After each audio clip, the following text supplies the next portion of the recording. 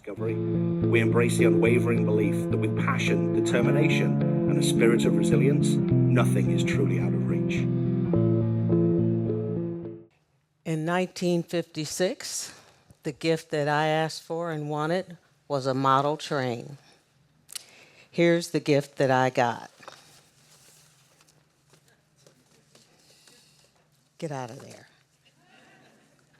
Bernice. 68 years ago, she and I looked almost exactly alike. Those years gave me all the gray hair.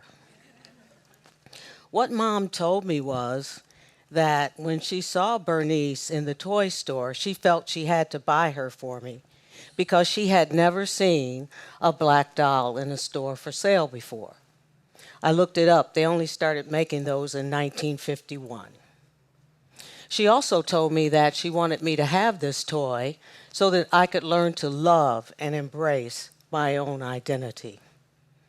Now, off the train and onto the bus.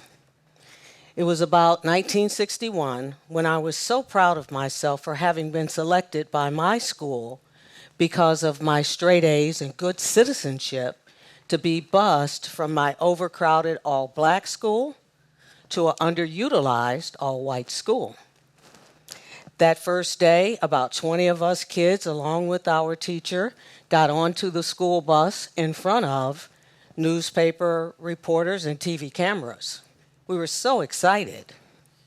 When we got to the new school, we went inside with our teacher, and literally, that is where we stayed all day. Never having any interaction or even conversation with the white children of that school.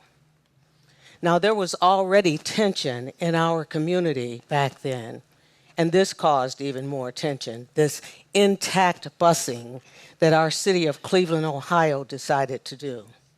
So the program only lasted a couple of months. But it taught me something as a 9-year-old. I knew that I wanted to be a person who would make the decisions to do the right thing, especially when it involved other people.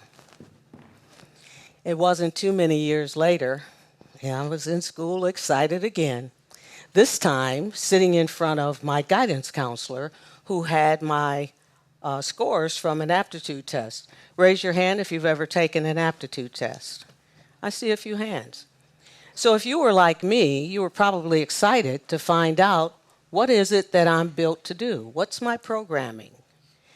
And the first thing the guidance counselor said to me, looking at the paperwork, she said, wow, you're really good at math.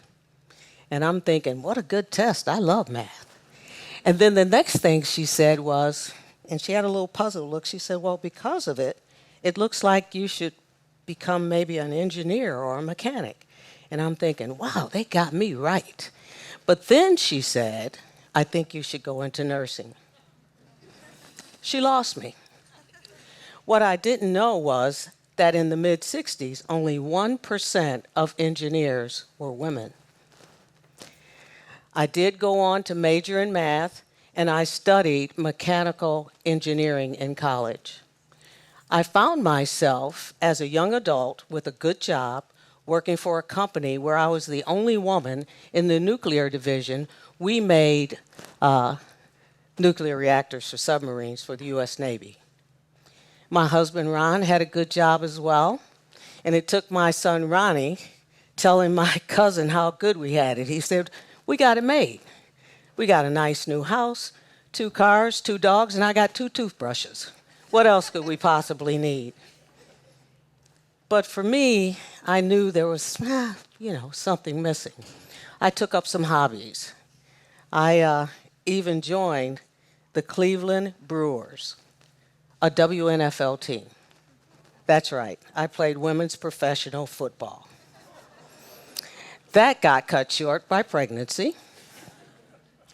Not too long after my daughter Bianca was born, we as a family took up the game of golf. And let me tell you, that was it.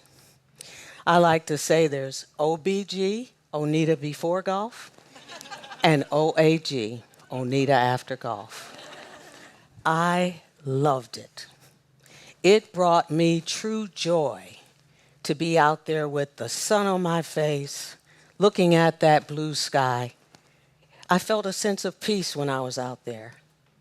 I had to learn to be more patient and to exercise better self-control if I was going to control that little bitty white golf ball. I grew up the middle child between two boys, so I'm a tomboy. And let me tell you, I was a good one. I could beat those boys at almost everything. So I got to take golf lessons because, well, you already know I like beating people. So I'm in front of my golf teacher working on that swing, and he said to me, "I don't know why you're trying so hard. You're never going to be a golf professional." And I said to him, "I'm trying hard because I know I can do it better." What I didn't know was at that time that there were roughly 20,000 certified golf professionals in the country, and of that number, only about 10 were black. As soon as my little daughter, Bianca, was old enough, I had her enrolled in all the golf clinics. And I was that parent volunteering. I didn't just bring the cookies. I was right in there helping those kids to learn their swing. I wanted them to learn and to get the benefits from golf like I had. Character building traits, being outside, getting exercise, meeting new people. I also knew that golf at times could be medicine for difficult times. The teachers who ran the golf program started telling me that I was a good teacher and that I should become a golf professional. But I didn't see anybody doing that looked like me. So it took me some time to make the decision to join the LPGA, which I finally did. And I'm proud to say at this point in time, there are roughly 30,000 golf professionals in the country. Of that number, 500 of which are master professionals. And I am now, today, the only living master female black professional.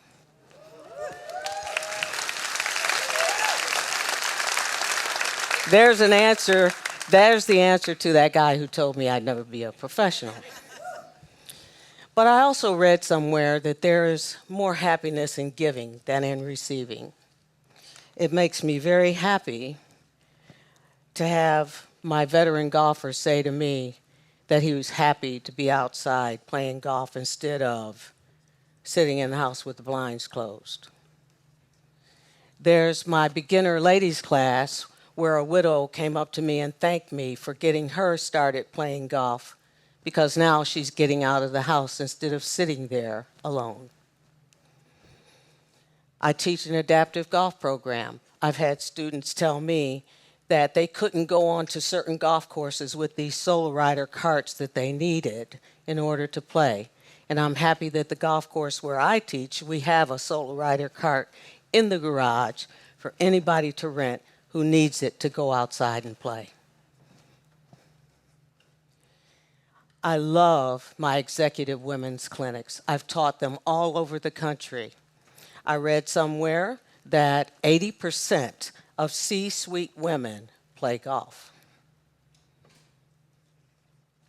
I was teaching a junior camp not too long ago. A young man rode up on a cart. He stopped and got out and said, "Miss Oneda, remember me?" I smiled. I was looking at that kid thinking, yeah, I remember you. He was a challenge. I worried about that kid.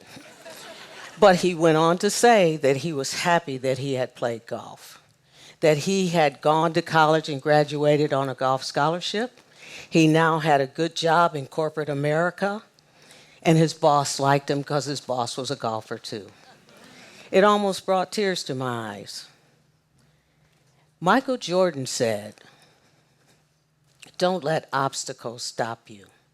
If you run into a wall, find a way to go through it, climb over it, or work your way around it." And I'm going to leave you with two questions. Number one, what walls, barriers, or obstacles have you or others put into your life? And number two, who are the Bernices and what are the people who have influenced you and inspire you to be who you're meant to be. I strongly urge you to keep them close because they can help you to break bonds and get the energy that you need to turn those barriers, walls, and obstacles into mere speed bumps. Thank you.